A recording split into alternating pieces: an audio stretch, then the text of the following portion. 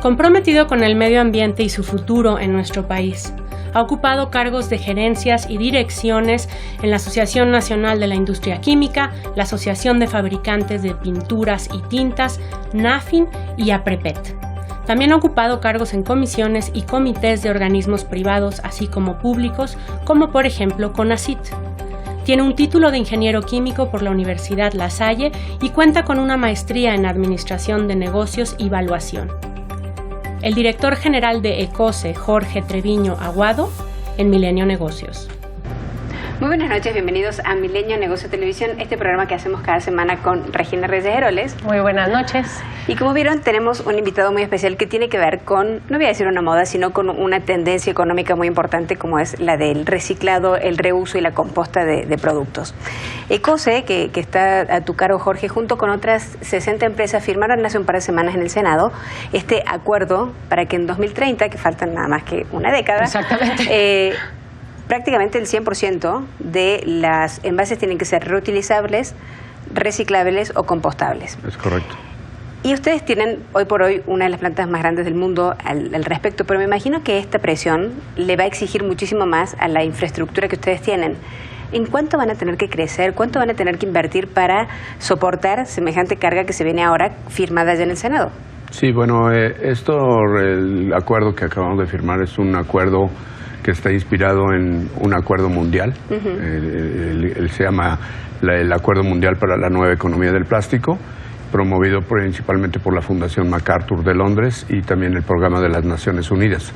Y esto se busca como una unión de voluntades que nos permite tener un camino, una ruta, una hoja de ruta para caminar en común, poner los intereses en la realidad, en trabajo, pero que lo que busca es combatir la contaminación plástica. Y esta contaminación plástica se deriva de una serie de cosas que entre ellas la mala disposición de los residuos por parte del consumidor, ¿no? Entonces, o sea, no ponemos la basura en su lugar, ¿no? Es correcto. Sí. Entonces, pero bueno, el acuerdo lo que busca es replicar ese acuerdo mundial, trasladarlo a México, tropicalizarlo, unir voluntades, tanto del gobierno como de la industria. Y invitar a la sociedad a que se sume a este tema. Digo, pero no les va a alcanzar la infraestructura que hoy tienen. Bueno, la infraestructura existe, ya se habían previsto algunos proyectos, sobre todo para el PET, que caminaran hacia el 2025, dado que en los foros internacionales económicos ya se habían anunciado algunas metas. Entonces, ya se venía caminando esto, pero sí vamos a tener que reforzar este esfuerzo. ¿Con cuántas plantas nuevas, cuánta inversión? Bueno, ahorita ya están concretándose 7 proyectos, más de cerca de 300 millones de dólares hay que invertir en esto. Alrededor del país, ¿no? Sí, en diversas partes del país. También para que la huella de carbono de llevar el PET no sea tan grande, ¿no? Entonces, pero también estamos pensando en otros plásticos, no nada más en el PET, ¿no? O sea, los empaques flexibles, los polietilenos que tanto conocen. Las bolsas, tendremos que encontrar un mecanismo porque como hoy están ya limitadas en su uso, pues tendremos que ver qué otras actividades tenemos que hacer. Sí, le pueden hacer, mire. Un dato que me parece muy interesante dentro de esto es que México, en el contexto de América Latina, es el país que per cápita más basura genera, ¿no? Pues sí, porque bueno, somos casi vamos a decir que el tercer país más grande. Entonces, pero la comparación es per cápita, o sea, yo genero mucho más basura que una persona de Latinoamérica, en Latinoamérica, ¿no? Entonces, quiero entender de eso cuánto es PET, un poco, y también por qué, o sea, ¿por qué en México generamos per cápita más basura que en otros países? Bueno, nosotros nos parecemos más a Estados Unidos en nuestra economía, en nuestro estilo de vida, más que a Sudamérica, la verdad es eso, ¿no? Entonces, la industrialización también trae eso. Exactamente, entonces sí generamos más residuos, pero también tenemos mucho más actividades que América Latina, o sea, somos el país número 1 en el continente, no ni siquiera en América Latina, sino en el continente en recuperación de plástico PET. Que eso es muy interesante, eso es algo que se ha logrado justo gracias a esa unión de, digamos, la parte empresarial, competencia o no con ustedes, de alguna manera. Es correcto, sí, no, la competencia comercial se hace a un lado y lo que se busca es resolver el problema común y que beneficia al país, ¿no? Que es el cuidado del medio ambiente y la gestión de los residuos. Entonces, en estos 17 años que hemos venido trabajando, hemos logrado que México sea el país número 1 del continente en recuperación del plástico PET. Eso nos pone el ejemplo de cómo hacer las cosas para otros envases y embalajes, que es lo que estamos ahorita intentando también para otros plásticos y otros materiales, pero que además de eso ha permitido desarrollar una economía del reciclaje, sí, que genera plantas, genera empleos, genera pago de impuestos, beneficios comunitarios. ¿De qué tamaño es ese negocio? Bueno, ¿Cuánto dinero genera actualmente? Para que ustedes se puedan dar una idea, estas plantas requirieron aproximadamente la misma inversión que se va a hacer en estos años, ¿no? O sea, 312 millones de dólares fue en lo que se invirtió. Pero fue poco a poco. Ahorita lo vamos a tener que intensificar en 5 años, mucho más rápido, y luego otros 5 para llegar al 2030. Entonces, el material cuando empezamos valía aproximadamente 30 centavos el PET. Hoy vale 5 pesos por kilo. Entonces, si estamos hablando de que recuperamos el año pasado 438,000 toneladas de PET, pues simplemente... ¿Solo el negocio de PET cuánto fue? Pues son más de 2,000 millones de pesos. Tú decías que llevan 17 años, ¿no? Yo me acuerdo en el 2002 cuando fue la inauguración de ECOCE, de esta organización. Me imagino que así como las inversiones, el crecimiento era un poco gradual y en el último tiempo, en los últimos años, ha pegado un salto y ahora más con este compromiso. ¿Cuánto ha venido creciendo el negocio del reciclado de PET y de plástico en México? Bueno, hace 17 años, te digo, teníamos aproximadamente un 6% de recuperación, eran 8,000 toneladas. Sí, ¿Al año? Sí, al año. ¿Y ahora? Y ahora 438,000 toneladas, o sea, es exponencial. ¿Y el porcentaje entonces subió a...? El porcentaje teníamos un 6% de recuperación, hoy recuperamos el 56% de lo que se manda al mercado, que es el mismo nivel que maneja la Unión Europea. Por eso estamos por arriba de Estados Unidos, Canadá, Brasil, etcétera. Entonces sí vamos más adelantado y encontramos el mecanismo por el cual puede hacerse una gestión mucho más rápida, más viable, participativa. Esto es decir, estamos incluyendo a todos los sectores sociales, desde el servicio de limpia, los recuperadores de primera mano, la gente que ya se dedica a copiadores, escuelas, instituciones, todo el mundo. ¿Cuánta gente trabaja en este negocio de la recuperación? Pues deben de ser aproximadamente unas 40,000 gentes, ¿no?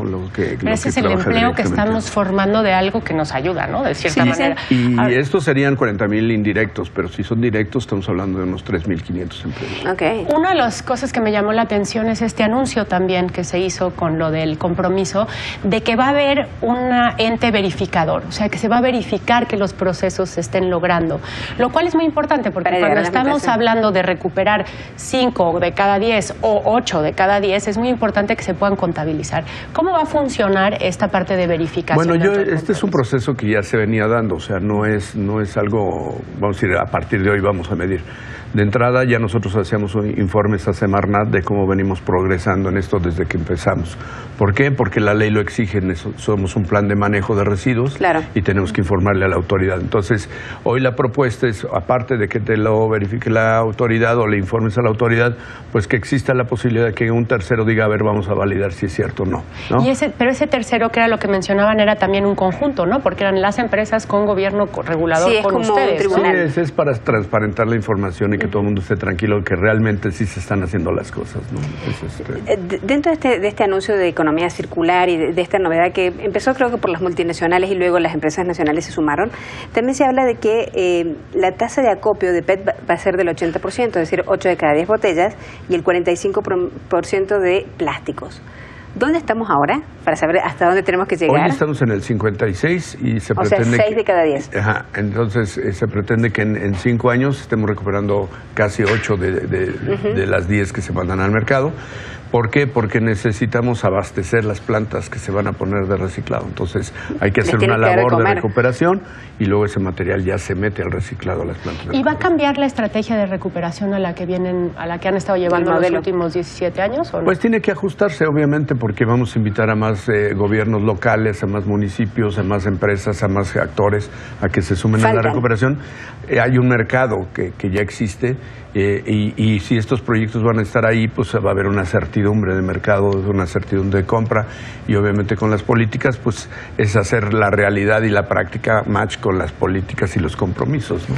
¿Cuántos más faltan sumarse dentro de este negocio de generación Podremos plásticos y decir que basura. esta suma o esta convocatoria que vamos a hacer es para que todos los ciudadanos se sumen, También.